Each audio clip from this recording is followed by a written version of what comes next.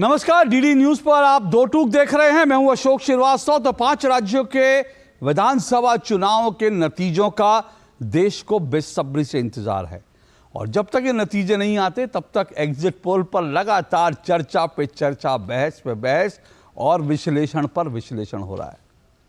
कल से लेकर आज तक एग्जिट पोल के हर पहलू पर आपने कोई ना कोई चर्चा, कोई ना कोई डिबेट देख ली होगी, नेताओं के दावे सुन लिए होंगे। दिलचस्प बात यह है कि अगर एग्जिट पोल से उलट हुए नतीजे, परिणाम अगर उलट हुए तो फिर इन नतीजों का, इन विश्लेषणों का और फिर इन दावों का क्या होगा हम नहीं जानते।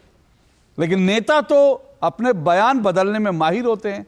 उनकी ट्रेनिंग ही ऐसी होती है कि जैसे जिस वक्त जो घड़ी है, जो परिणाम है, जो माहौल है, उसके अनुसार वो कुछ ना कुछ तर्क निकाल लेते हैं। लेकिन मुश्किल कई बार मीडिया वालों की और पोल स्टार की हो जाती है। उनको बताना पड़ता है कि भाई उन्होंने जो आंकड़े दिए थे वो किस कंटेक्स्ट में दिए थे और क्या बदल गया दरअसल जो उनके आंकड़ों से मैच किया या नहीं किया। और आजकल तो हम ये भी देखते हैं कि जब पोल स्टार के आंकड़े मैच कर जाते हैं तो स्टूडियो में नाचते गाते हुए भी नजर आते हैं। राजनीतिक पार्टियों में अलग जश्न का माहौल होता है, लेकिन पोल स्टार जो होते हैं उनका जीत का जश्न का माहौल अलग ही होता है। वो सब भी हमने देखा। लेकिन इस सबके बीच मैंने कहा कि अभी थोड़ा सा हमें इंतजार तो करना है। लेकिन आज जो बड़ा सवाल दो टूक में हम उठाने वाले हैं, वो बड़ा सवाल इस सब से थोड़ा इतर है, थोड़ा हटकर है। दरअसल इन चुनावों का सभी लोग इंतजार कर रहे थे, जिसको बहुत सारे लोगों ने सेमीफाइनल कहा। अब ये जो कथित रूप से सेमीफाइनल थे, इनका परिणाम, इनके नतीजे जो है अभी इसका इंतजार हो रहा है। सवाल ये नहीं कि हर चुनाव अपने आप में एक फाइनल चुनाव होता है। सेमीफाइनल चुनाव में कुछ नहीं होता। हर चुनाव नतीजे अपने आप में इंटरेस्टिंग होते हैं। लेकिन बड़ी बात इन चुनावों के साथ क्या थी? इन चुनावों के साथ बड़ी बात ये थी कि जो 5 राज्यों के चुनाव हैं, ये 2024 के लोकसभा चुनाव से पहले आखिरी विधानसभा चुनाव हैं। यानी राजनीतिक पार्टियों को अपने मुद्दे, अपने चेहरे और अपने प्रचार के तौर तरीकों को जनता के बीच में आजमाने का एक तरह से उनके लिए 2024 के लोकसभा चुनाव से पहले एक आखिरी मौका था। जैसे ये नतीजे आएंगे उसके बाद देश लोकसभा चुनाव के मोड में चला जाएगा। 5 साल बाद एक बार फिर सब जब लोकसभा चुनाव होंगे तो देश पर कौन राज करेगा, ये सवाल देश के सामने होगा। नरेंद्र मोदी या फिर कोई और? क्या 14 और 19 के बाद एक बार फिर से मोदी की वापसी होगी या देश एक विकल्प तलाशेगा? ये तमाम सवाल होंगे। तो आज हम उन सब पर चर्चा करेंगे। खत्म चुनाव 24 का दाव। जी हां, खत्म चुनाव 24 का दाव। आज हम इसी पर चर्चा करेंगे और इसको लेकर कई इंपॉर्टेंट जो इशू हम उनको उठाएंगे। लेकिन उससे पहले जो एग्जिट पोल आए, और क्योंकि एग्जिट पोल इस वक्त हमारे पास एक एग्जिट पोल ही है जिसके परिणाम स्वरूप, जिसके आधार पर हम अपनी चर्चा को कुछ आगे तो बढ़ाएंगे, कुछ विश्लेषण जरूर करने की कोशिश करेंगे, पर हम एग्जिट पोल के आईने में देखने की कोशिश करेंगे 24 की लड़ाई कैसे होगी, कैसी होगी, ये जानने की कोशिश करेंगे। पर उससे पहले आज भी जो एग्जिट पोल को लेकर लगातार जो दावे आते रहे राजनीतिक नेताओं के, पार्टियों के, जरा उन दावों में देखिए और अंदाजा लगाइए किसके दावे में कितना दम है।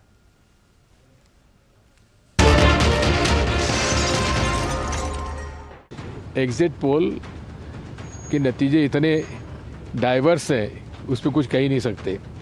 इतना मैं कह सकता हूं कि इस चुनाव में मैं दावे के साथ कह सकता हूं कि मध्य प्रदेश के अंदर 130 सीटों से ज़्यादा कांग्रेस पार्टी को सीटें मिलेंगी, स्पष्ट बहुमत मिलेगा। लोगों में एक भावना थी बदलाव की और बदलाव का वोट मिलेगा। जनता चुनाव लड़ी है, कांग्रेस का छोटा कार्यकर्ता चुनाव लड़ा है। लोग बाग ऊब चुके हैं शिवराज सिंह चौहान, उनके झूठे वादों से और भारतीय जनता पार्टी के दुष्कर्मों से, भारतीय जनता पार्टी के कुशासन से। या अन्य बहुत सी योजनाएं, ये उन्हीं को ढंग से नीचे पहुंचाने का परिणाम है कि भारतीय जनता पार्टी फिर शानदार बहुमत प्राप्त करने जा रही है। 3 तारीख को अंतिम निर्णय होंगे, लेकिन तब तक राहत है कि कम से कम गवर्नमेंट में तो आ रहे हैं। अभी भी मुझे लगता है कि 60 के आसपास होना चाहिए, प्लस माइनस 60 होना चाहिए, और वो होगा तो संतोष होगा। उससे कम होगा तो ज़रूर निराशा होगी, लेकिन काम करने का मौका अगर मतदाता देते हैं तो ये हम सब के लिए बड़े सौभाग्य की बात है। तो आंकड़े इन लोगों ने भी दिया है, उनको मिलाकर यदि समीक्षा करें तो स्पष्ट हो गया कि कांग्रेस की सरकार जा रही है और भारतीय जनता पार्टी स्पष्ट बहुमत के साथ छत्तीसगढ़ में सरकार बनाने जा रही है। 2018 में जो चुनाव हुआ तो जयपुर की घाट की गुणी से लेकर धौलपुर भरतपुर तक मात्र एक सीट आई थी धौलपुर की, और अब मैं खुद उस इलाके से चुनाव लड़ा और 28 सीट में से 20 से 22 सीट भारतीय जनता पार्टी को मिलेंगी, जिसमें करौली है, सवाई माधोपुर है, दौसा है, अलवर का कुछ एरिया है, भरतपुर का कुछ एरिया है। और जो टफेस्ट एरिया हुआ करता था, जिसको समीकरण की दृष्टि से जिसके कारण कांग्रेस का राज आया 2018 में, वो 28 में से 20-22 सीट आ जाएं तो स्थिति स्पष्ट है कि भारतीय जनता पार्टी 120 बल्कि अगर 130 से ऊपर भी पहुंच जाए तो कोई अतिशयोक्ति नहीं होगी। देखिए, एग्जिट पोल कुछ भी आए, सरकार कांग्रेस की बन रही है राजस्थान के अंदर। 5 राज्यों में बीजेपी कहीं नहीं आ रही है। 5 राज्यों में मुझे लगता है बीजेपी कहीं जीत नहीं रही है, नंबर 1। नंबर 2, राजस्थान के अंदर एग्जिट पोल कुछ भी आ जाए, सटोरी कुछ भी कह दे, आप लोग कुछ भी दिखा दो मीडिया वाले, और सर्वे कुछ भी आया आपके मीडिया के अंदर, जो प्री पोल सर्वे आ चुके हैं, तब भी मेरा हंच कहता है, जो मैं कमेंट सुनता हूँ लोगों से, आम लोगों से, गांव में, शहर में, पिछले 6 महीने से, उससे मुझे लगता है कि सरकार हमारी आनी चाहिए। बस मैं मानता हूँ। सब लोगों से जो मैंने बातचीत करी तो यही निकल कर आया कि साहब इस बार वोटर बहुत साइलेंट था, यानी अपने पड़ोसी को भी नहीं बता रहा था कि वोट कहाँ दिया है। ऐसे में एग्जिट पोल वालों को कितना बताया होगा और कितना नहीं बताया होगा, मुझे लगता है आप और हम इसका आकलन कर सकते हैं। तीसरी बात, एग्जिट पोल वाले कितने लोगों को लगाएंगे। भारतीय जनता पार्टी के तो एक एक बूथ में एजेंट बैठे हुए थे जो नज़रों से टिक कर रहे थे किसकी नज़र मिल रही है, कौन हमारा वोटर है वहाँ पर। तो वो जो आकलन है हुआ वो बहुत डिटेल्ड है, उतना कोई कर नहीं सकता था, और उसी का पूरा फीडबैक, इन तीनों चीज़ों का जो फीडबैक है वो ये है कि भारतीय जनता पार्टी की सरकार एक प्रचंड बहुमत के साथ राजस्थान में बन रही है। जनता ने मैंडेट दी है, 48 घंटे से कम समय में अभी रिजल्ट आने वाला है, तो लेट अस वेट। एंड आपके जरिए भी हम बीआरएस पार्टी के कार्यकर्ता है और जो कैडर है, जो उम्मीदवार है, तो जनता ने हमें मदद दी है इस चुनाव में, हम उनसे यही गुजारिश करते हैं कि चिंता करने की कोई बात नहीं है, क्योंकि हमें पूरा यकीन है कि हम 70 के ऊपर सीट जीतेंगे और माननीय मुख्यमंत्री केसीआर जी तीसरी बार ओथ लेंगे। हम कोई पार्टी का एमएलए का जरूरत नहीं है, हम स्वयं हमारा सरकार हम बनाएंगे। तेलंगाना के जनता के ऊपर विश्वास है, हमारा पार्टी पूरा बहुमत मिलेगा आदरणीय मोदी जी के नाम पर। पब्लिक के नस हम पकड़ते हैं, हम जानते हैं, हम आम इंसान के साथ घूमते रहते हैं। आप बस स्टैंड पे खड़े हो, ऑटो पे चले जाइए, रेलवे स्टेशन पे सफर करिए, कहीं भी जाइए, जो अनजान इंसान है वो आके बात कर रहे हैं, कह रहा है मैडम अब की बार कांग्रेस, हम भी वोट कर रहे हैं कांग्रेस। और टीआरएस के जितने उनके फॉलोअर्स थे सारे खफा, गांव में जाइए। मैं हैरान हूँ, मैं सोच रही थी कि केसीआर बड़ा अक्लमंद है और उसका बेटा भी बड़ा अक्लमंद है, दोनों फेल। तो आपने देखा, आपने अपने दावे हैं एग्जिट पोल को लेकर, लेकिन जब नतीजे आएंगे यानी रविवार सुबह, उसके बाद से नेताओं के बोल धीरे धीरे बदलने शुरू होंगे। हम उसका आपको लगातार उस दिन पल पल की अपडेट देंगे, आपको तमाम नतीजे बताएंगे। लेकिन आज जो चर्चा है, आज का बिंदु है, जरा उसको समझ लीजिए कि जितने एग्जिट पोल आए, उन एग्जिट पोल के आधार पर, मैं फिलहाल 4 राज्यों की बात कर रहा हूँ, 5वें राज्य जो मिजोरम है, उस मिजोरम के जो वोटों की गिनती है वो रविवार की बजाय सोमवार हो गई है। तो फिलहाल जो है 4 राज्यों की वोटों की गिनती होगी रविवार को। तो जो एग्जिट पोल आए हैं, उस एग्जिट पोल के आधार पर जो परिदृश्य हमारे सामने आ रहे हैं, जरा उन परिदृश्य को समझिए। मैं मोटा मोटी कह रहा हूं एग्जिट पोल के आधार पर जो पहला परिदृश्य है वो क्या है? पहला परिदृश्य यह है कि बीजेपी एक राज्य जीतेगी, राजस्थान, और कांग्रेस की झोली में 3 राज्य जाएंगे, छत्तीसगढ़, मध्य प्रदेश और तेलंगाना।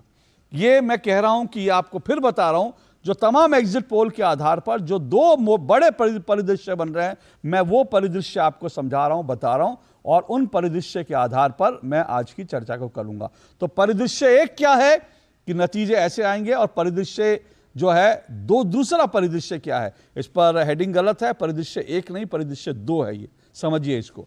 परिदृश्य 2 क्या है? परिदृश्य 2 ये है कि भाजपा के खाते में 2 सीटें जाएंगी, 2 राज्य जाएंगे, यानी राजस्थान और मध्य प्रदेश, और इसी तरह से कांग्रेस के खाते में भी 2 सीटें जाएंगी। एक बार फिर समझ लीजिए, ये माफ कीजिएगा, ये परिदृश्य 2 जो आपको बता रहे हैं, जिसमें भाजपा 1, राजस्थान, कांग्रेस 3, छत्तीसगढ़, मध्य प्रदेश, तेलंगाना। ये परिदृश्य 2 जो है, भाजपा 1, कांग्रेस 3, और परिदृश्य 1 जैसा मैंने बताया, बीजेपी 2, कांग्रेस 2। ये आपको बता रहा हूं मैं सिर्फ और सिर्फ एग्जिट पोल के आधार पर। हालांकि कुछ लोगों का यह भी कहना कि परिदृश्य तीसरा और चौथा परिदृश्य भी हो सकता है, उनमें से उनके अपने आकलन हो सकते हैं, लेकिन मैं फिलहाल मोटे तौर पर ये 2 परिदृश्य मानकर चल रहा हूं। इससे ज़्यादा इधर कुछ होने वाला नहीं है, जितना मेरा राजनीतिक और जितना मेरा पत्रकारिता का अनुभव कहता है। लेकिन बड़ी बात क्या है, मैं आपको इससे पहले की चर्चा को आगे बढ़ाऊं, ये भी समझ लीजिए, अगर ये नतीजे इस तरह से भी रहते हैं तो क्या इन नतीजों का लोकसभा चुनाव पर कोई सीधा असर पड़ेगा? सीधा असर जब पड़ेगा, अगर उसको लेकर समझना है तो आपको 2018 के नतीजे देखने चाहिए। 2018 में यहाँ पर क्या नतीजे आए और 2019 के लोकसभा चुनाव में यहाँ के नतीजे क्या आए, इसको भी समझ लीजिए, जिससे आपको ये समझ आ जाएगा, जिसको मैं बार बार कहता हूँ कि हर चुनाव अपने आप में फाइनल होता है, सेमीफाइनल कुछ नहीं होता लोकतंत्र में। हर चुनाव अपने आप में फाइनल होता है। हर चुनाव अलग तरीके से, अलग मुद्दों पर और अलग तरह से लड़ा जाता है। इसको समझने के लिए एक बार फिर से जो मैं आपको आंकड़े दिखाता हूं 2018 और 2019 के। पहले मध्य प्रदेश को देखिए। मध्य प्रदेश के समझिए आंकड़े क्या रहे। मध्य प्रदेश में 2018 के विधानसभा चुनाव में बीजेपी को 109 सीटें मिली थी, कांग्रेस को 114 सीटें, सबसे बड़ी पार्टी बनी थी, बीएसपी 2, समाजवादी पार्टी 1, आदर्श 4। ये 2018 के चुनाव परिणाम है मध्य प्रदेश विधानसभा के, यानी कांग्रेस सबसे बड़ी पार्टी थी। लेकिन इसी तरह से जब 2019 के चुनाव होते हैं तो नतीजे बदल जाते हैं। बीजेपी 28 सीटें यहां जीतती है मध्य प्रदेश में, 28 सीटें एक तरह से क्लीन स्वीप करती है। जहां पर बीजेपी हारी थी वहीं लोकसभा चुनाव में बीजेपी बड़ी जीत फिर से करती है, कांग्रेस के खाते में महज 1 सीट जाती है। तो ये 2018 के मुकाबले में 2019 मध्य प्रदेश देखेंगे तो चुनाव बिल्कुल उलट गए कुछ ही महीनों में। अब जरा राजस्थान का देखिए, राजस्थान के दृश्य क्या था, परिदृश्य क्या था। राजस्थान में 2018 के चुनाव नतीजे में कांग्रेस को 99 सीटें मिली थी, बीजेपी को 73 सीटें मिली थी, बीएसपी को 6 और अन्य के खाते में 21 गए थे। यानी कांग्रेस यहां पर सबसे बड़ी पार्टी बनी थी और 99 सीटें मिली थी। बाद में उसने सरकार भी बनाई। लेकिन 2019 के जो चुनाव हुए कुछ महीने बाद उसमें सब कुछ पलट गया। उसमें बीजेपी 24 सीटें, यानी एक बार फिर क्लीन स्वीप, और कांग्रेस जिसकी वहां सरकार बनी थी वो 0 पर आ गई। ये राजस्थान में किस तरह से कुछ ही महीनों में लोकसभा और राज्यसभा चुनाव में, लोकसभा और विधानसभा चुनाव में अंतर आया। अब जरा छत्तीसगढ़ को समझिए। छत्तीसगढ़ में क्या दृश्य हुआ? छत्तीसगढ़ में, जी हाँ, छत्तीसगढ़ में क्या हुआ? 2018 के विधानसभा चुनाव में बीजेपी महज 15 सीटों पर सिमट कर रह गई थी, 15 सीटें। कांग्रेस 68 सीटों के साथ बड़ी जीत मिली थी, अन्य के खाते में 7 सीटें गई थी। ये 2018 के विधानसभा चुनाव के नतीजे हैं। लेकिन जब कुछ महीने बाद 2019 के लोकसभा चुनाव होते हैं तब क्या हुआ ये समझ लीजिए। तब क्या होता है? तब बीजेपी के खाते में 9 सीटें जाती हैं, कांग्रेस 2 सीटों पर सिमट कर रह जाती है। एक बार फिर पूरा ट्रेंड बदल जाता है छत्तीसगढ़ में कुछ ही महीनों में। इसी तरह से तेलंगाना के भी देख लीजिए। तेलंगाना में क्या हुआ था, तेलंगाना में भी कैसे क्या माहौल था वो भी आप समझ लीजिए। तेलंगाना में जब लोकसभा के विधानसभा के चुनाव हुए तो बीआरएस के खाते में 88 सीटें गई थी, 88।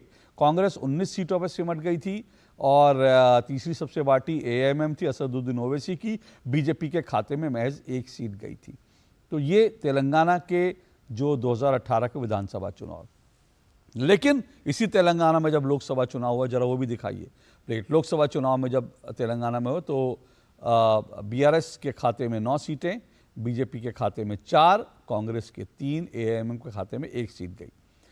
तो ये कुल मिलाकर ये जो मैंने आपको आंकड़े दिखाए, ये दिखाते हैं कि दरअसल कुछ ही महीनों में चुनाव के ट्रेंड बदल जाते हैं। लेकिन मैं फिर इसी पर आज की चर्चा करूंगा। जो 2 परिदृश्य हमने दिखाए, मेरे आज के मेहमान उन परिदृश्यों से कितना सहमत हैं, और अगर वो परिदृश्य हैं विधानसभा चुनाव के, तो उसका लोकसभा चुनाव पर क्या असर पड़ता दिख रहा है। इन सब पे चर्चा करेंगे। 4 मेहमान मेरे साथ आज जुड़े हैं। आइए चारों मेहमानों का परिचय करवा दूं। मेरे साथ राकेश त्रिपाठी बीजेपी से जुड़ चुके हैं, बीजेपी के प्रवक्ता हैं। मेरे साथ कमरू चौधरी जुड़े हुए हैं, कांग्रेस के वरिष्ठ नेता हैं कमरू चौधरी जी। मेरे साथ समाजवादी पार्टी के फखरुल हसन चांद जी जुड़े हुए हैं, और स्टूडियो में मेरे साथ अकुश श्रीवास्तव वरिष्ठ पत्रकार हैं, स्तंभकार हैं। आप चारों मेहमानों का बहुत बहुत शुक्रिया, स्वागत। राकेश त्रिपाठी जी, आपसे शुरुआत करता हूँ। राकेश त्रिपाठी जी, ये जो 2 सिनेरियो मैंने दिखाए, इसमें एक सिनेरियो अगर 2-2 की बात है, मैं आप लोगों के दावे नहीं, मैं इस सिनेरियो की बात कर रहा हूं। अगर मैं आप लोगों के दावे करूंगा तो अभी बीजेपी कहेगी हम 5 में जीत रहे हैं, कांग्रेस कहेगी हम 5 में जीत रहे हैं, हो सकता है समाजवादी पार्टी भी कह दे कि हम 3 राज्यों में स्वीप कर रहे हैं। तो मैं राजनीतिक नेताओं के दावों से इतर बात कर रहा हूं। मेरे पास आज 2 सिनेरियो हैं जो मोटे मोटे तौर पर एग्जिट पोल के आधार पर है। अगर बीजेपी 2/2 या 2-1 के बजाय 3 ऐसा कोई भी सिनेरियो अगर आता है, तो बीजेपी के लिए 24 के चुनाव से पहले क्या मैसेज है या क्या चीज है जिसको आपको लगता है दुरुस्त करने की जरूरत है अगले कुछ ही महीनों में? देखिए अशोक जी, आपने बहुत विस्तार के साथ अपनी रिपोर्ट दिखाई है, और आपकी रिपोर्ट देख करके दर्शक भी इस बात से बिल्कुल आश्वस्त हो गए हैं कि विधानसभा के चुनावों के परिणामों का बहुत बड़ा असर लोकसभा के चुनावों के परिणामों पर नहीं पड़ता है। यानी विधानसभा के चुनाव के मुद्दे स्थानीय होते हैं, विधानसभा के चुनाव में राज्य की सरकार बनानी होती है, लेकिन जब केंद्र की सरकार का विषय होता है तो वो प्रधानमंत्री नरेंद्र मोदी जी के लिए पिछली बार भी लड़ा गया था और इस बार भी लड़ा जाएगा। लेकिन जो एग्जिट पोल आया है, ये exit poll Bharatiya Janata party के लिए निश्चित तौर पर एक सकारात्मकता की वाली बात, बढ़ाने वाली बात दिखा रहे हैं। क्योंकि ओपिनियन पोल को अगर आप देखेंगे तो ओपिनियन पोल में भारतीय जनता पार्टी की स्थिति तुलनात्मक रूप से कमजोर दिखाई जा रही थी। जब ओपिनियन पोल आया था तो ओपिनियन पोल में केवल राजस्थान में भारतीय जनता पार्टी को बढ़त दिखा रहे थे, उसमें भी सरकार बनाते हुए नहीं दिख रही थी। राजस्थान को छोड़ करके बाकी सभी राज्यों में भारतीय जनता पार्टी के लिए बहुत मुश्किलें और कांग्रेस के लिए आसान रहा। लेकिन आज कम से कम जो परिदृश्य 1 आप दिखा रहे हैं, उस परिदृश्य 1 के हिसाब से भारतीय जनता पार्टी को मध्य प्रदेश में भी अब सरकार बनाते हुए दिखा रहे हैं। और दूसरा, छत्तीसगढ़ में एक बड़ा परिवर्तन हुआ है। वो छत्तीसगढ़ जहां भारतीय जनता पार्टी के लिए संभावनाएं बिल्कुल क्षीण मानी जा रही थी, आज भारतीय जनता पार्टी सत्ता के लिए बिल्कुल अंतिम दौर की लड़ाई लड़ते हुए दिखाई पड़ रही है इस एग्जिट पोल।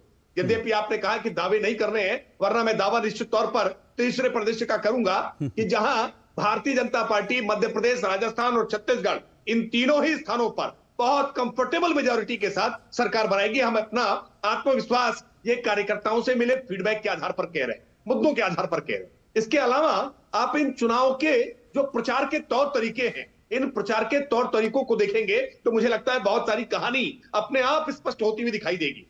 इन चुनावों के दौर के बीच में ही राहुल गांधी का केदारनाथ का दौरा सारी कहानी को बयान कर रहा है कि कैसे प्रधानमंत्री नरेंद्र मोदी जी अपना सबसे बेहतर लगातार रैलियां करते हैं, सभाएं करते हैं, जनता के बीच जाते हैं, संवाद करते हैं, अपने काम का हिसाब देते हैं। केंद्र सरकार की कई सरकार ने क्या क्या काम किए हैं और राज्य सरकार जहां हमारी नहीं है वहां कैसे रोड़े अटकाए गए हैं, बावजूद इसके केंद्र सरकार ने कैसे सहयोग किया है, इसका हम एक आंकड़ा रखते हैं। लेकिन राहुल गांधी मुद्दा क्या उठाते हैं? इस पूरे चुनाव के दौरान वो बार बार ये बताने की कोशिश कर रहे थे कि कितने सेक्रेटरी किस जाति के हैं। जातिगत जनगणना ही उनके लिए सबसे बड़ा मास्टर स्ट्रोक उनका था, जबकि मास्टर स्ट्रोक वो मध्य प्रदेश में, राजस्थान में, छत्तीसगढ़ में, इन सभी जगहों पर कांग्रेस के लिए उल्टा पड़ा है। तेलंगाना में कांग्रेस के लिए उल्टा पड़ा है। यानी इनके मुद्दों की जो समझ थी, ये जिन मुद्दों को लेकर जा रहे थे, एक तो बहुत हल्के ढंग से जा रहे थे। माने कांग्रेस का प्रचार अभियान जो है वो बहुत बिखरा हुआ, बहुत टूटा हुआ सा था।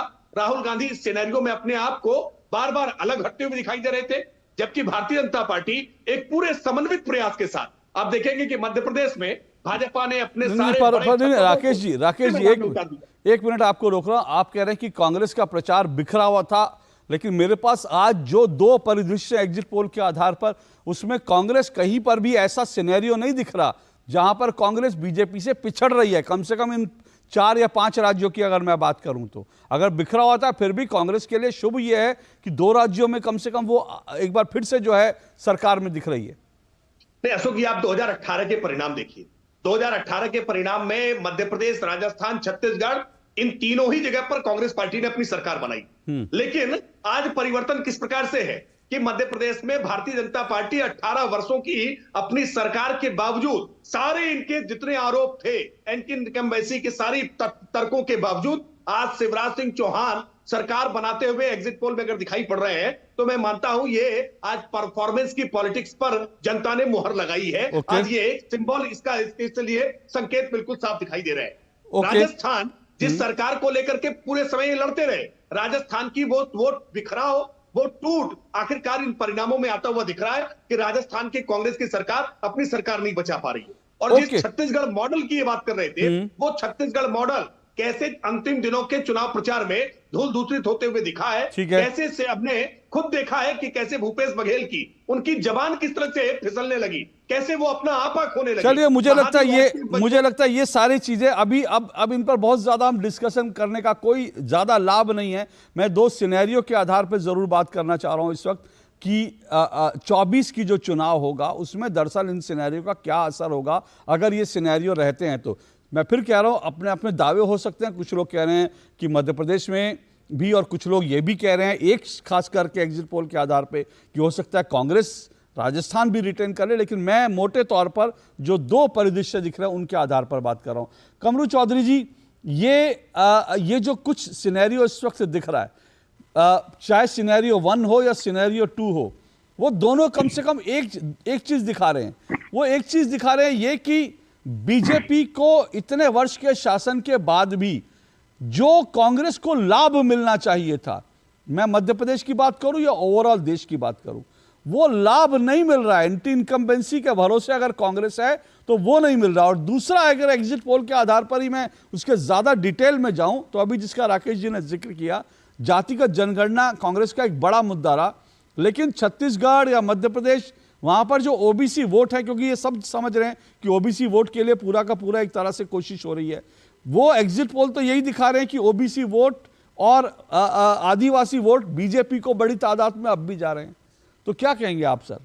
अशोक जी, परिणाम जो भी है रविवार को हम सबको मालूम चल जाए, लेकिन कुछ यहाँ पे तथ्य जो है 19 और 2024 में काफी अंतर आ चुका है। यहाँ पे मैं इसलिए बोल रहा हूँ, मैं मोटा तौर पे यहाँ पे 4-5 पॉइंट्स को लेकर मैं एनालिसिस करना चाह रहा हूं। आज साउथ इंडिया में जहां पे भारतीय जनता पार्टी का सुपरा साफ लगभग, जो ये एग्जिट पोल का नतीजा आ रहा है वहां पे, 1 नंबर पॉइंट तो ये हुआ। दूसरा नंबर पॉइंट, आज मध्य प्रदेश, छत्तीसगढ़ या तो फिर राजस्थान बोल दीजिए, वहां पे इन्होंने चुनाव लड़ा सिर्फ एकमात्र मोदी का चेहरा पे।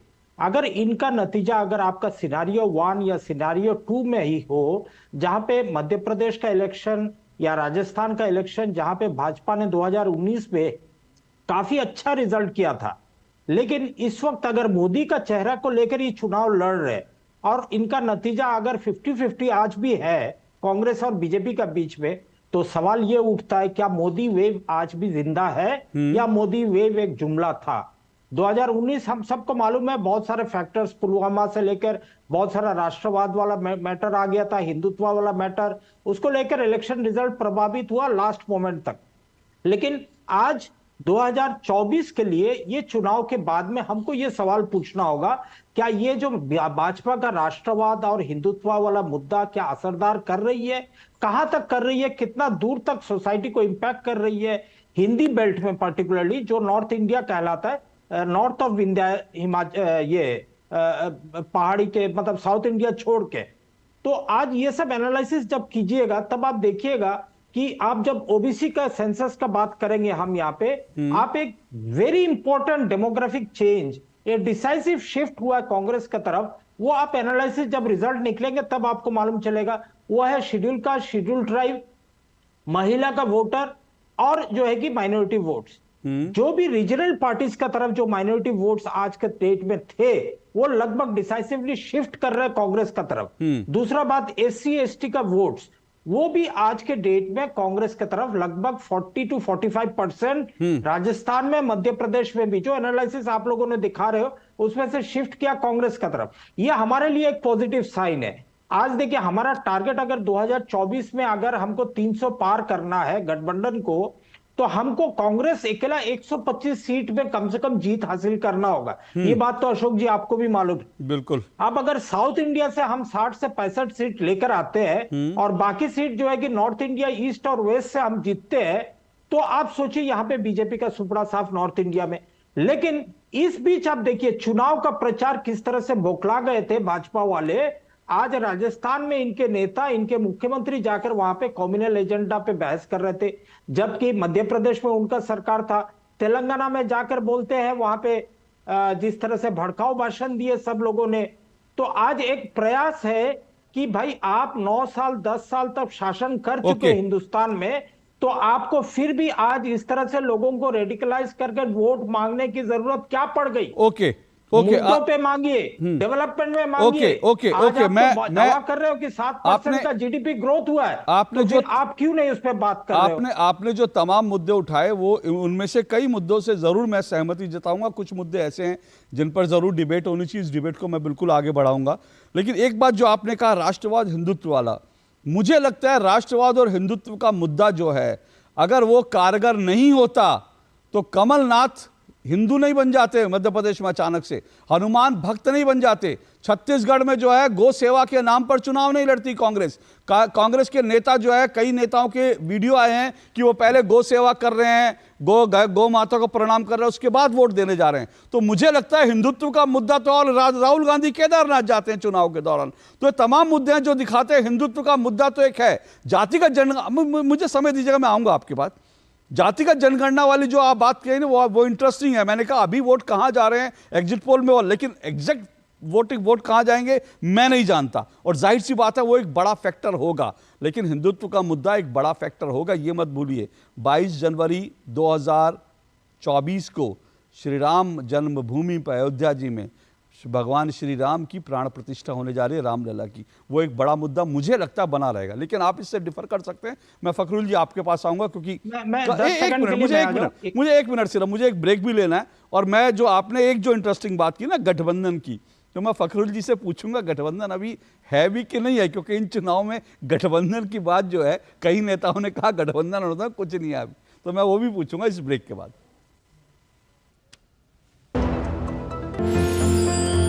साल बरस और सदी नहीं, एक युग गुजर जाएगा, उम्र न पूछो वंडर की, जब फर्क नजर आएगा। वंडर सीमेंट, फर्क नजर आएगा। पापा ये सब? हाँ, जो चीजें सालों से बेवजह पड़ी हो उन्हें हटा देना चाहिए। ये भी दादाजी की पुरानी पासबुक और एफडी। अरे ये कैसे रह गया? पैसे गए? नहीं, उपाय है। बैंक खाते को संचालित करते रहना चाहिए, वरना खाता इनऑपरेटिव हो जाता है। ऐसे में बैंक से संपर्क करें, खाता सक्रिय करवाएं और आपकी रकम जो है उसे ब्याज समेत क्लेम करें। दादू ये आरबीआई कहता है जानकार बनिए, सतर्क रहिए। सही कह रहा है Ashutosh Verma, mutual funds distributor. अरे सर जी, म्यूचुअल फंड वाले खुद ही कहते रहते हैं डायरेक्ट इन्वेस्टमेंट कर लो। सारे डायरेक्ट इन्वेस्टमेंट करेंगे तो आपका कौन पूछेगा? हम यहाँ क्यों बैठे, गड्डी सीखने के लिए? सर जी, म्यूचुअल फंड्स का भी सेम फंडा है। शुरुआत में किसी ना किसी को तो म्यूचुअल फंड्स की सारी जानकारी देनी होगी ना। मैंने भी शुरुआत करनी आप भी मेरी तरह म्यूचुअल फंड्स डिस्ट्रीब्यूटर बन सकते हैं। जानिए कैसे mfdkareshuru.com पर। तो करें शुरू। गोल्डी छोले मसाले, जहाँ जाए रिश्ते बनाए, जहाँ जाए रिश्ते बनाए, गोल्डी मसाले। दादी, आज भी आपकी चाय की दुकान बंद थी? 1 महीने से बीमार हूँ, काम बंद और इलाज का खर्चा अलग। आयुष्मान कार्ड नहीं बनवाया?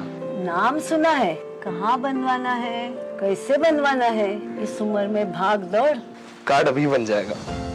आयुष्मान ऐप पर जाकर अपना या परिवार के सदस्य का नाम लाभार्थी सूची में ढूंढें, आधार OTP या फेस ऑथ द्वारा ऑथेंटिकेट करें, डिटेल्स भरें, अब मोबाइल से फोटो खींचकर अपलोड करें। बन गया। अब ठीक होकर अपने हाथ की चाय पिला दो। और एक प्रकार से PM जय अब गरीबों की जय बन गई है। 5 लाख तक के मुफ्त उपचार की गारंटी, स्वास्थ्य का वरदान आयुष्मान। सिर्फ 4 दीवारों का मतलब घर नहीं होता। घर तो अपनों से बनता है, अपनों के सपनों से बनता है। हम तो बस आपका साथ निभाते हैं। आप ही तो हैं जो मकान को घर बनाते हैं। SBI होम लोन्स, मकान को घर बनाने के सफर में हमेशा आपका हमसफर। मोदी सरकार की गारंटी, सस्ती दवाई, अच्छी दवाई, कम से कम 75% डिस्काउंट। अब तक जरूरतमंदों के 23,000 करोड़ रुपए बचे। हमारा संकल्प विकसित भारत। मम्मी, कॉलेज की क्रिकेट टीम में ना मेरा सिलेक्शन हो गया। Very good. कॉलेज की टीम में तो आ गया, देश की टीम में रजिस्ट्रेशन कब करवा रहा है? वो कैसे? तुम वोटर बन के देश की टीम का हिस्सा बन सकते हो। देश का फॉर्म भरो, देश की टीम का हिस्सा बनो। वोट करना सिर्फ तुम्हारा अधिकार ही नहीं, बल्कि तुम्हारा कर्तव्य भी है, समझे? जी हाँ, अगर आप भी 18 साल के हो रहे हैं तो आज ही वोटर हेल्पलाइन ऐप डाउनलोड करके वोटर लिस्ट में अपना नाम जुड़वाकर वोटर बने। और हाँ, एग्जिस्टिंग वोटर्स भी अपनी जानकारी वोटर लिस्ट में अपडेट करें, जिससे देश की टीम और मजबूत बने। वोटर लिस्ट में नाम मतलब देश के लिए वोट करने का अधिकार, यानी देश की टीम में रजिस्ट्रेशन। तुम्हें पता है इन्वेस्टर्स के लिए कि इन्वेस्टर प्रोटेक्शन फंड होता है IPF, लेकिन अगर तुम्हारा ट्रेड एक्सचेंज पर एग्जीक्यूट नहीं हुआ या फिर कोई गारंटीड रिटर्न्स वाली स्कीम है तो ये IPF आपकी मदद नहीं कर सकता है। और अगर आपका ब्रोकर ही डिफॉल्टर बन जाए तो फिर IPF आपको कॉम्पेंसेशन दिला सकता है। कहां से सीखा? NSE की साइट पर। सोचकर समझकर इन्वेस्ट कर। साल, बरस और सदी नहीं, एक युग गुजर जाएगा। उम्र न पूछो वंडर की, जब फर्क नजर आएगा। वंडर सीमेंट, फर्क नजर आएगा।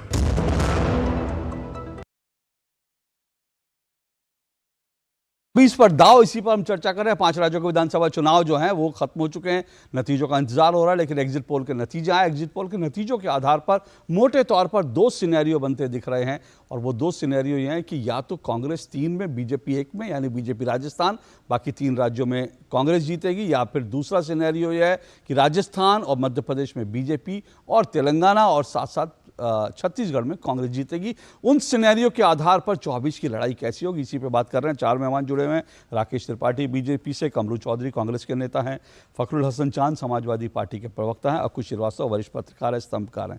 फखरुल हसन चांद जी, क्या गठबंधन की बात करी, गठबंधन अभी है कि नहीं है? क्योंकि अभी थोड़ा पूरा देश उलझन में था कि भाई ये गठबंधन क्या है, जिस तरह के शब्दों का प्रयोग हो रहा था, तो ये बताइए पहले। और दूसरी बात, इन्होंने जो कही भाई अगर तेलंगाना कांग्रेस जीतती है तो उसका एक बड़ा मैसेज है कि माइनॉरिटी कांग्रेस के पीछे है। ऐसे में समाजवादी पार्टी के लिए अब मजबूरी होगा कि कांग्रेस को अपने साथ ले उत्तर प्रदेश में। देखिए अशोक जी, आज कांग्रेस के नेता हैं आचार्य प्रमोद कृष्णन जी। उनका बयान है कि अगर मध्य प्रदेश में कांग्रेस हारी तो उसकी जिम्मेदारी शिवराज जी की नहीं होगी, अखिलेश यादव जी की होगी।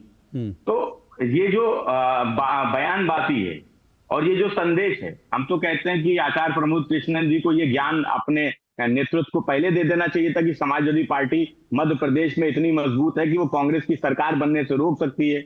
उनकी सरकार नहीं बन पा रही। तो देखिए, गठबंधन होगा या नहीं होगा ये भविष्य का सवाल है।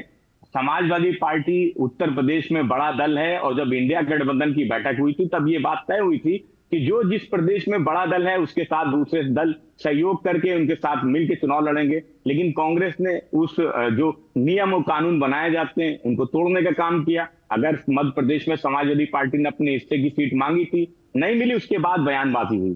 तो ये जो भविष्य का सवाल है कि गठबंधन होगा नहीं होगा, ये तो समाजवादी पार्टी अध्यक्ष आदरणीय अखिलेश यादव जी तय करेंगे। लेकिन जो आप सवाल पूछ रहे तेलंगाना का कि अगर वहां से जीत क्या है तो जो संदेश होगा उत्तर प्रदेश में, तो देखिए जमीन पे काम कौन कर रहा है। क्या कांग्रेस कहीं जमीन पे काम करती नजर आ रही है? उत्तर प्रदेश में क्या कांग्रेस के पास संगठन है अपना? तो समाजवादी पार्टी को कांग्रेस के किसी और प्रदेश में सरकार बनाने से मैं नहीं समझता कि जो अल्पसंख्यक वोट है वो उनके तरफ कहीं जाने वाला है। जैसा कि आपने अपनी डिबेट में ही कहा कि बहुत बार मध्य प्रदेश के चुनाव में, छत्तीसगढ़ के चुनाव में कांग्रेस ने बहुत सी बयानबाजी की, बहुत सी वो बातें जो कभी वो स्वीकार नहीं करती थी, इस चुनाव में उन्होंने स्वीकार की। जैसे हमारे राकेश त्रिपाठी जी भी बहुत सी बात कर रहे थे, कहा कि मध्य प्रदेश में शिवराज सिंह चौहान जी वो सरकार बनाने जा रहे हैं। तो भाई देश के प्रधानमंत्री जी तो उनका नाम नहीं ले रहे थे, लेकिन उनके प्रवक्ता अगर उनका नाम ले रहे तो क्या हम स्वीकार कर ले कि अगर सरकार वहां भाजपा की बनेगी भी तो क्या मामा को ही मुख्यमंत्री बनाएंगे? ये बड़ा प्रश्न है। राजस्थान चले जाइए तो वसुंधरा राजे जी हैं जिनको भारतीय जनता पार्टी पूछ नहीं रही थी चुनाव के बीच में, हालांकि बाद में पूछा, लेकिन क्या मुख्यमंत्री बने? अगर इन दो प्रदेशों में भारतीय जनता पार्टी की सरकार नहीं बनती है तो जैसा राकेश त्रिपाठी जी कह रहे थे कि कांग्रेस बिखरी हुई थी, वो अपना प्रचार नहीं कर पा रही थी, मैं समझता हूं कि भाजपा बिखरी हुई थी इन राज्यों में। लेकिन फकरुल जी जो एक बयान जिसका आपने जिक्र किया आचार्य प्रमोद कृष्णन का, आप उससे सहमत हैं कि अगर हारेगी कांग्रेस तो दरअसल समाजवादी पार्टी की वजह से हारेगी? आप सहमत है उस बयान से? देखिए, हम तो कहते हैं कि हम तो आचार्य प्रमोद कृष्णन जी का धन्यवाद देना चाहते हैं कि अगर उनको समाजवादी पार्टी के संगठन की और समाजवादी पार्टी की ताकत पता चल गई कि हम वहां गए और हम उनको हरा के चले आए, तो भाई हम तो 5 सीटें मांग रहे थे, 7 सीटें मांग रहे थे, हम तो दे देते। आपने हमें नहीं दिया, तो हम तो आपसे पहले जब इंडिया गठबंधन की बैठक हुई तभी इस बात को तय हो गया था। और आपने तो अपमानित करने का काम किया। जो मध्य प्रदेश के समाजवादी पार्टी का हमारे प्रदेश अध्यक्ष थे पटेल जी या दूसरे लोग गए थे, उनको रात में अपने बैठाए रखा। तो देखिए, समाजवादी पार्टी अपना संगठन का विस्तार कर रही है। मध्य प्रदेश में हम पहली बार कोई चुनाव लड़ने नहीं गए थे, हम कब से चुनाव लड़ रहे हैं, विधायक वहां पर रहे। इस बात को कांग्रेस को, जो बड़ा दल है अशोक की, बस हम खत्म कर रहे हैं, जो बड़ा दल है उसको इस बात को समझना पड़ेगा कि रीजनल पार्टी जो है जहां पर उनकी ताकत है, चाहे उत्तर प्रदेश में समाजवादी पार्टी है, तेलंगाना में, कलकत्ता, बंगाल में टीएमसी है, या आम आदमी पार्टी दिल्ली में, पंजाब में दूसरी जगह है, उनको उनकी हिस्सेदारी देनी पड़ेगी, तभी आप भारतीय जनता पार्टी से लड़ सकते हैं। बिल्कुल आपने सही कहा। और अक्कू जी, यही एक इस चुनाव का मुझे लगता है सबसे बड़ा एक जो है एक फैक्टर है जो 24 को प्रभावित करता है। एक कहावत है 9 दिन चले 2.5 कोस, मतलब 3-3 बैठकें हो गई, इंडिया अलायंस बन गया, मोदी को हराना है, बीजेपी को हराना है। लेकिन ये चुनाव, पहला ही जो चुनाव आया उसमें ही बिखरा हो गया। और अभी फकरुल हसन चांद जी कह रहे हैं गठबंधन होगा या नहीं होगा ये भविष्य, यानी अभी तक जो हुआ था उस सब पे मिट्टी पड़ गई। तो क्या आपको लगता है कि ये चीज़ जो है यहाँ से निकल के कहाँ जा रही है? देखिए, मैं छोटी छोटी चीज़ों से आगे बढ़ता हूँ। जो एग्जिट पोल हैं वो जो उनमें विविधता है वो अजीबोगरीब है। मध्य प्रदेश में एक एग्जिट पोल में भारतीय जनता पार्टी को 151, एक एग्जिट पोल में 149, एक एग्जिट पोल में 80 के आसपास सीटें थी। वेरिएशन देख लीजिए। तो और राज्यों का भी उदाहरण लें तो उसी तरीके की लगभग चीज़ें हैं जहां वेरिएशन बहुत सारे हैं। उस वेरिएशन का मतलब ये हुआ कि एग्जिट पोल की साइंस जो है वो लगभग फेल होती नज़र आ रही है, या उसमें वो काम नहीं किया जा रहा है जो होना चाहिए। और अब क्योंकि हमारे पास में साधन बहुत सारे हैं तो जो आप कह देंगे वो मानने पर मंजूर नहीं है फिलहाल की स्थिति, तो ये बन रही है। और इंपॉर्टेंट पॉइंट है जो आप कह रहे हैं। हाँ, क्योंकि एग्जिट पोल को साइंस कहते हैं, अगर साइंस है तो फिर इतना तो उसमें काम नहीं हो रहा है ना। क्योंकि आप अगर किसी राज्य में वोटर्स की संख्या 3 करोड़ है तो 3 करोड़ में आप जो सैंपल है वो अगर 3000 पे काम करेंगे, और फिर अब वोटर इतना चालाक है। आपसे मैंने अशोक जी पूछा कि अशोक जी आपने क्या क्या अच्छा किया, क्या नाम है, ये है, पढ़े लिखे क्या है, ये हैं, कहाँ से आए हैं, ये है, तो फिर अच्छा किसको वोट दिया? तो अशोक जी कोई ज़रूरी थोड़ी कि बता दें मुझे किसको दिया, या क्या कहेंगे क्या नहीं कहेंगे, ये भी तो एक बड़ा सवाल है। तो वो एक चालाकी या एक आपको अपना मत जाहिर ना करने की बात है, वो एग्जिट पोल में भी होने लग गई है। तो इसलिए अब इसकी विविधता पर आप चर्चे ले लें, मज़े ले लें, इससे ज़्यादा मुझे नहीं लगता कि कुछ बहुत ज़्यादा होगा, क्योंकि पलटने के इतिहास बहुत सारे हैं। 18 में एग्जिट पोल बदला, हर चुनावों में जिन हर चुनाव को हम मीडिया वाले बड़ा सेमीफाइनल कर देते हैं, हर चुनाव को हम सेमीफाइनल कर देते हैं, वो उसमें सब उलट पुलट जाता है। तो फिर जिसका हल हो गया, तो भाई एक अगर एक को जिता रहा दूसरा एक को जिताए तो किसी न किसी का तो हल होगा ही, सरकार तो किसी ना किसी की बनेगी ही बनेगी। उस सब चीज़ों से अलग हट करके अब जो काम है वो ये है कि जो रिजल्ट आएंगे 3 तारीख को, जो नतीजे आएंगे वो इंडी गठबंधन पर कितना प्रभावी करेंगे। वो क्या 18, अब जैसे हम ये भी कह रहे हैं ना कि जो 18 में हुआ वो कोई ज़रूरी नहीं कि 19 में हुआ हो और वही रेप्लिका फिर बने, ये भी कोई ज़रूरी नहीं, क्योंकि वोटर का मन कई चीज़ों को लेके बदलता है। और असली चीज़ होती है जो बेसिक काम होता है, पार्टी पर काम करना, नीतियों पर काम करना। जो मतलब विधायक या सांसद नालायक हैं या काम नहीं करते उनको हटा देना, स्ट्रेटजी कैसी की गई है। मैंने खुद देखा है भोपाल में अभी जिन शिवराज सिंह चौहान को नहीं थे। एक मिनट आपको रोक रहा हूं। इस वक्त सीधा मेरे पास दृश्य आ रहे हैं। प्रधानमंत्री दुबई से रवाना हो रहे हैं। इस वक्त कॉप की बैठक में प्रधानमंत्री हिस्सा लेने गए थे और प्रधानमंत्री इस वक्त पहुंचे हैं, वहां से वापसी के लिए रवाना हो रहे हैं। आज कॉप में प्रधानमंत्री ने एक अहम विषय जो है भारत के संदर्भ में, विश्व के संदर्भ में रखा और प्रधानमंत्री की बहुत संक्षिप्त यात्रा थी, वहाँ से ये वापस लौट रहे हैं आज प्रधानमंत्री नरेंद्र मोदी। ये इस वक्त हम आपको वहाँ से दृश्य दिखा रहे हैं। यूएई की 2 दिन की यात्रा पर कल ही दुबई पहुँचे थे, आज प्रधानमंत्री वहाँ से रवाना हो रहे हैं।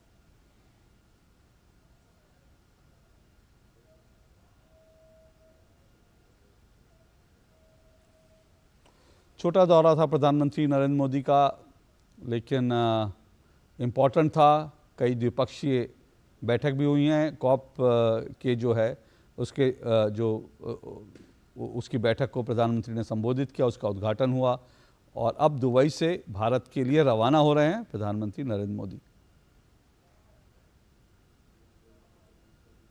रवाना हो चुके हैं, जो मेरे जानकारी मिली आपसे कुछ देर पहले के दृश्य हैं। तो प्रधानमंत्री वहाँ से रवाना हो गए हैं, कुछ ही घंटे में उनकी भारत वापसी हो जाएगी।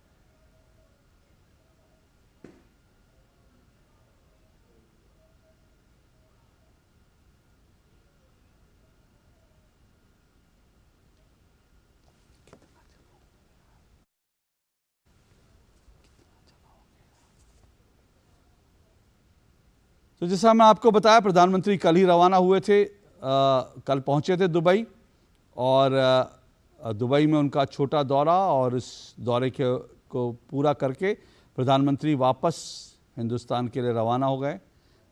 दुबई के कई कार्यक्रमों में शामिल हुए थे और दुबई में भारतीय मूल के जो लोग थे उनके बीच भी गए और भारतीय मूल के लोगों का जज्बा जो है एक बार फिर से गर्मजोशी से उन्होंने स्वागत किया था प्रधानमंत्री नरेंद्र मोदी का। और अब जो है प्रधानमंत्री नरेंद्र मोदी वापस रवाना हो चुके हैं दुबई से स्वदेश के लिए।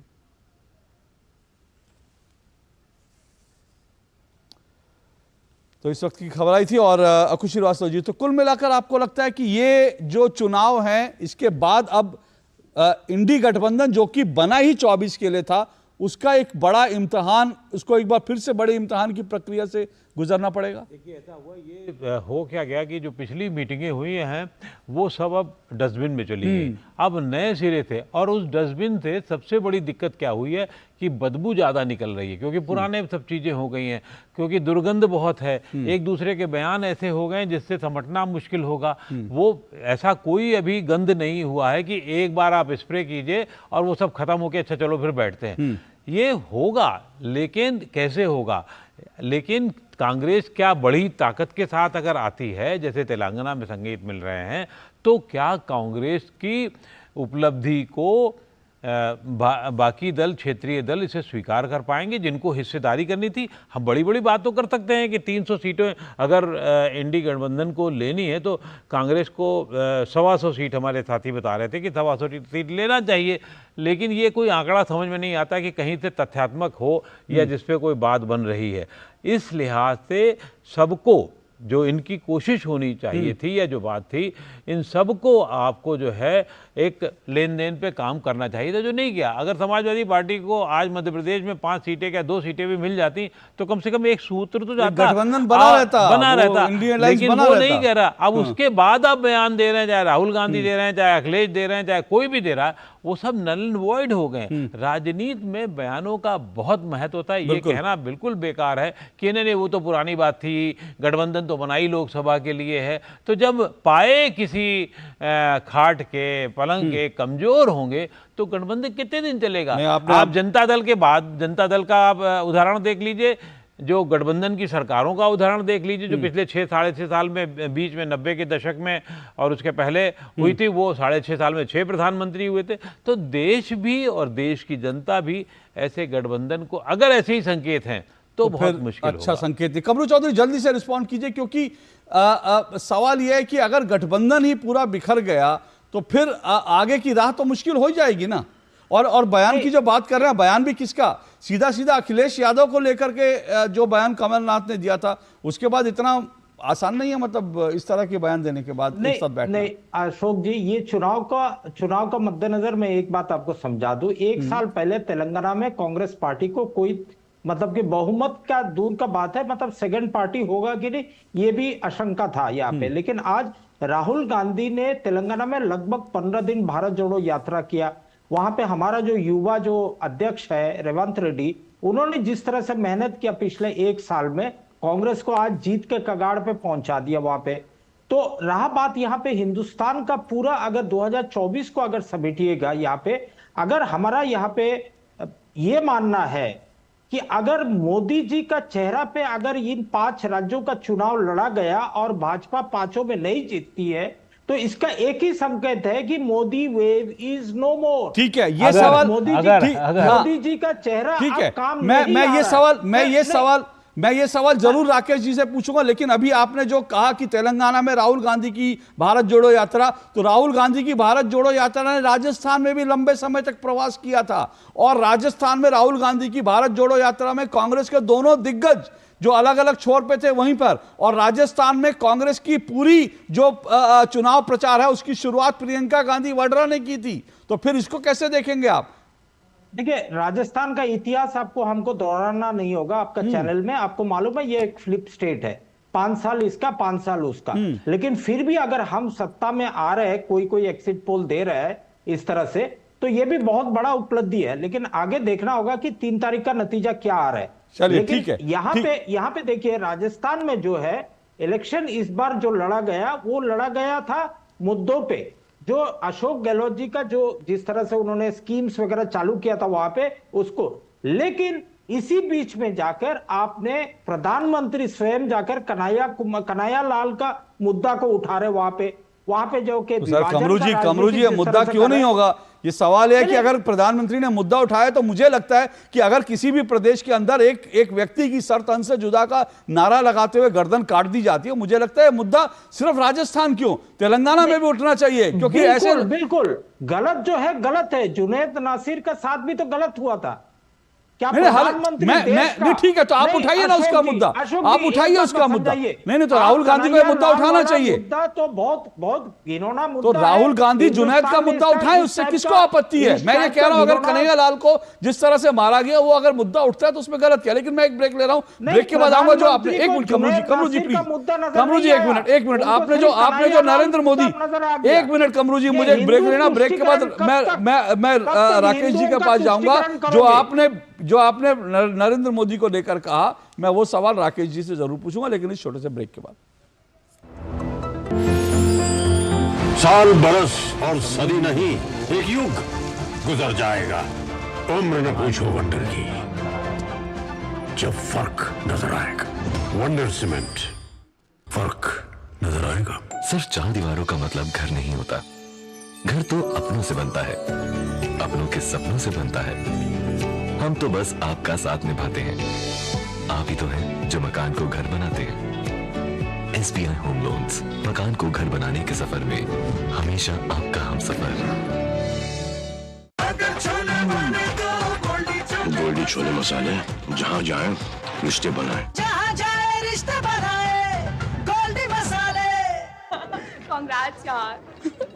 राज, तू क्या करेगी? I've cleared my exams. मैं म्यूचुअल फंड डिस्ट्रीब्यूटर बनूंगी। Mutual fund distributor. स्कोप क्या है इसमें? MFD में स्कोप अनलिमिटेड है। शुरुआत के सालों में मैं जितनी मेहनत करूंगी, जितने कस्टमर्स बनाऊंगी, उतना ही फ्यूचर में मेरा भला होगा। आप भी मेरी तरह म्यूचुअल फंड डिस्ट्रीब्यूटर बन सकते हैं। जानिए कैसे? mfdkarenshuru.com पर। तो करें शुरू। माँ, ये खीर किसके लिए? आज तेरे दादाजी का जन्मदिन है, उनके लिए। तो मैं दादाजी को क्या दूँ? अपना मोबाइल फोन देना। ये क्या कर रही है? दादाजी के लिए आयुष्मान कार्ड बना रही हूँ। घर बैठे? हाँ। आयुष्मान ऐप पर जाकर अपना या परिवार के सदस्य का नाम लाभार्थी सूची में ढूंढे, आधार, OTP या फेस ऑथ द्वारा ऑथेंटिकेट करें, डिटेल्स भरें, अब मोबाइल से फोटो खींचकर अपलोड करें। दादाजी, ये लीजिए अपना आयुष्मान कार्ड। ये उपहार तो जीवन भर काम आएगा। और एक प्रकार से PM जय अब गरीबों की जय बन गई है। 5 लाख तक के मुफ्त उपचार की गारंटी, स्वास्थ्य का वरदान आयुष्मान। मोदी सरकार की गारंटी, किसानों को हर साल रुपए 6,000, 11 करोड़ 80 लाख किसानों को अब तक 2,60,000 करोड़ रुपए की सहायता। हमारा संकल्प विकसित भारत। मम्मी, कॉलेज की क्रिकेट टीम में ना मेरा सिलेक्शन हो गया। Very good. कॉलेज की टीम में तो आ गया, देश की टीम में रजिस्ट्रेशन कब करवा रहा है? वो कैसे? तुम वोटर बन के देश की टीम का हिस्सा बन सकते हो।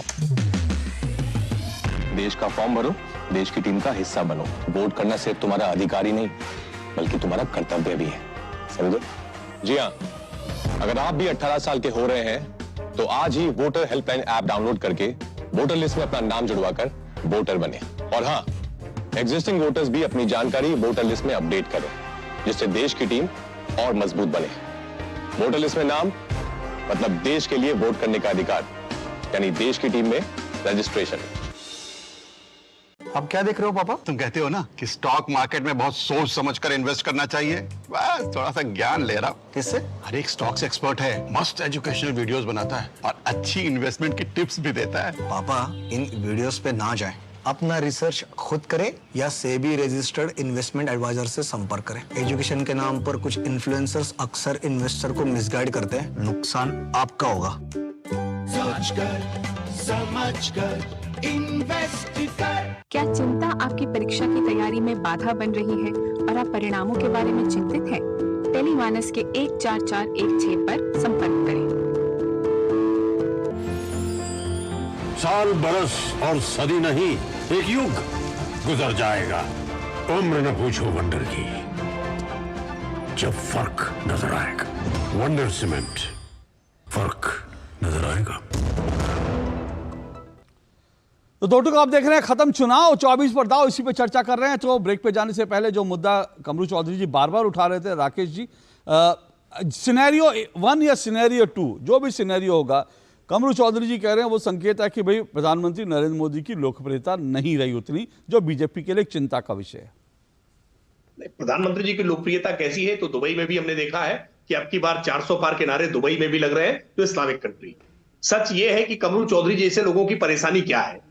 राहुल गांधी भारत जोड़ो यात्रा लेकर के निकले, भारत जोड़ो यात्रा के बाद कुछ दलों का गठबंधन उन्होंने जोड़ लिया और एक अलायंस बनाया, लेकिन चुनाव के दौरान वो अलायंस खंड खंड टूट गया। आप विश्वास मानिए, चुनाव परिणाम के बाद कांग्रेस छोड़ो यात्रा चलेगी, कांग्रेस खंड खंड टूटते हुए दिखाई पड़ेगी।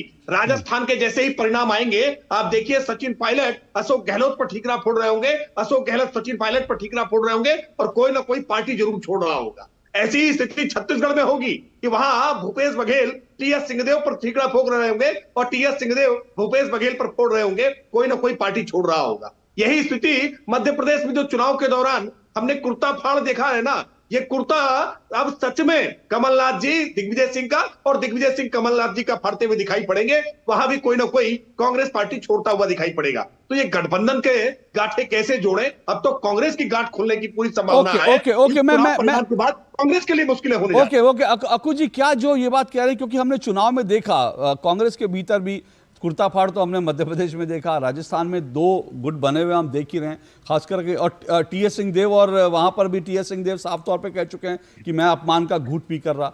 क्या आपको लगता है कि यहाँ परिणाम कांग्रेस के अनुकूल नहीं रहे तो कुछ ना कुछ गड़बड़ हो सकती है पार्टी में? देखिए, ये अनुकूल ना रहने का ही कारण है अशोक गहलोत का जो बयान था कल कि साहब अगर धार्मिक बंटवारा नहीं हुआ तो हम जीत जाएंगे।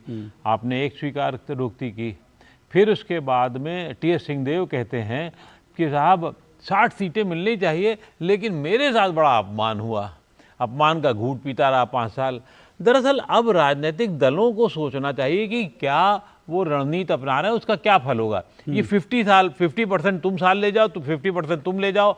भारतीय जनता पार्टी ने भी किया था, उसके बाद नहीं किया जब मायावती के साथ गठबंधन किया था उत्तर प्रदेश में, लेकिन बाद में वो सतर्क हो गई। जिस नेता का चुनाव किया उसका पूरा किया, पक्का किया। कांग्रेस को ये रोग लगा हुआ है कि साहब 2.5 साल अशोक गहलोत ले रहे हैं, फिर सचिन पायलट आ जाएंगे, फिर भूपेश बघेल के साथ किया और फिर उनके लिए भाई भूपेश बघेल क्यों हट जाएंगे?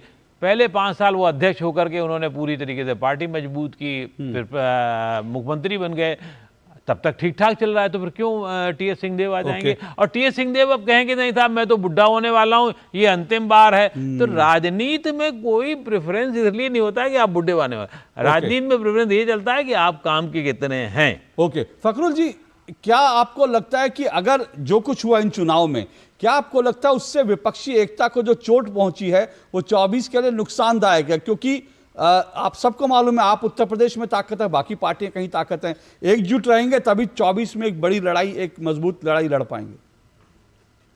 नहीं, निसंदेह समाजवादी पार्टी अध्यक्ष आदरणीय अखिलेश यादव जी ने कश्मीर से कन्याकुमारी तक अशोक जी यात्रा की थी, आपको याद हो, तो विभिन्न दलों के नेताओं से मिले थे, पूर्व मुख्यमंत्रियों से मिले थे, और ये जो गठबंधन बना ये सबके प्रयास के बाद जो समान विचारधारा वाले दल से बना था। लेकिन अगर बड़ा ही दल, जो राजनीतिक दल उसमें बड़ा है और वही छोटा दिल दिखाएगा, तो ये जो गठबंधन है वो कैसे चले? क्योंकि गठबंधन धर्म जो है वो दोनों दलों की तरफ से निपटा है। ये थोड़ी है कि आप दिल्ली में अगर संजय सिंह गिरफ्तार हो तो आप मुंह पे टेप लगा लीजिए, उत्तर प्रदेश में अगर माननीय आजम साहब पे कोई घटना हो तो आप मुंह पे टेप लगा लीजिए। तो देखिए, ये सब जो घटनाएं पूरे देश में हुई और जो इंडिया गठबंधन के साथी थे, कांग्रेस उनके साथ खड़ी नजर नहीं आई, तो इसका असर तो निसंदेह इंडिया गठबंधन पर पड़ेगा। लेकिन मैं एक बात जाते जाते जरूर कहता जाऊंगा कि जो आप लोकप्रियता की बात करें, देश में सिर्फ एक लोकप्रियता बची हुई है, वो है रेवड़ी की लोकप्रियता, चाहे देश की सरकार हो या प्रदेशों में दूसरे भी दलों की सरकार हो। फखरुल जी आपकी मुझे लगता है जब चुनाव नतीजे आ जाएंगे तो इस पर जरूर चर्चा होनी चाहिए, क्योंकि बड़ी इंपॉर्टेंट आप बात कह रहे हैं, और मैं भी दिल से मानता हूं कि मुझे लगता है शायद ये चुनाव ये संकेत दे कि जो ज्यादा बड़ी लोकप्रिय योजना लाएगा उसकी जीत होगी। उस पर जरूर चर्चा करूंगा फखरुल जी, लेकिन आज इस पे चर्चा करने का वक्त नहीं है। लेकिन जल्दी से मैं कमरू चौधरी जी 30 सेकंड में सिर्फ जो बात फखरुल कह रहे हैं कि बड़ी पार्टी आप बनना चाहते हैं लेकिन दिल बड़ा नहीं दिखा रहे, ना अपने सहयोगियों के लिए ना अपने नेताओं के लिए। एक पते की बात आपसे कहूं एकदम कैंडिडली, जिसको बोलते हैं अंग्रेजी में, देखिए आज कांग्रेस का सैक्रिफाइस का वजह से ये जितना रीजनल पार्टीज है ये सब पैदा हुआ है। ये वोट शेयर ले जाते हैं, कांग्रेस के वोट शेयर ले जा रहे हैं। अगर लड़ाई करना है तो मिलकर लड़ाई करते हैं, क्योंकि देश का सामने हम मानते हैं कि बहुत बड़ा संकट आया हुआ है। जिस तरह से आज नेशनल मेडिकल कमीशन का लोगों को चेंज कर दिया गया, तो इस तरह से कितना ना जाने कितना चीज को चेंज करने जा रहे ये आज के इतिहास 500 साल का इतिहास को बुलाकर आज के मुसलमानों को जो लोग दोषी ठहरा रहे हैं, ये लोग इस तरह से रेडिकलाइज हो चुके हैं। आज हमारा देश को बचाने का सबसे बड़ा कमरू जी आप जब कह रहे थे तो कमरू जी आप जब कह रहे थे तो राकेश जी और फखरुल जी मुस्कुरा रहे थे। और जल्दी से, हाँ राकेश जी 30 सेकंड आप करें जल्दी से। देखिए, कमरू जी ने स्वीकार कर लिया। आप कमरू जी के अंतिम शब्दों को सुनेंगे तो स्वीकार कर लिया, ये पराजय के शब्द हैं, ये स्वीकार कर लिया, देश खतरे में है, अब तो चुनाव हार गए, अब आधी छोड़ सारी कोधाए, पारी मिले ना आधी पाए। चलिए मैं सिर्फ 10 सेकंड में ये बात को ये बताइए, जिस जमीन की बात की जा रही है कि साहब विपक्षी को सेक्रीफाइस कर दिया, आखिर भैया क्यों कर दिया? क्यों सर्टिफिकेट दे दिया? क्यों उत्तर प्रदेश में पूरा खेल छोड़ दिया? क्यों पश्चिम बंगाल में छोड़ दिया? क्यों और जगह कर दिया? कमरू जी माफी चाहता हूं, आज समय नहीं है, लेकिन इस पर जरूर चर्चा होगी, क्योंकि ये विषय जो मुझे लगता है, जो हमने यहां से आज चर्चा की शुरुआत करी है, मुझे लगता है जब चुनाव परिणाम आ जाएंगे तो यहीं से चर्चाओं की शुरुआत होगी, और तब दो टूक में नहीं बल्कि पूरे देश में यही विषय उस वक्त चर्चा में चल रहे होंगे। बहुत बहुत शुक्रिया मेरे चारों मेहमानों का, आपका बहुत बहुत शुक्रिया। दो टूक में आज बस इतना ही, आपसे फिर मुलाकात होगी, इजाजत दीजिए, नमस्कार।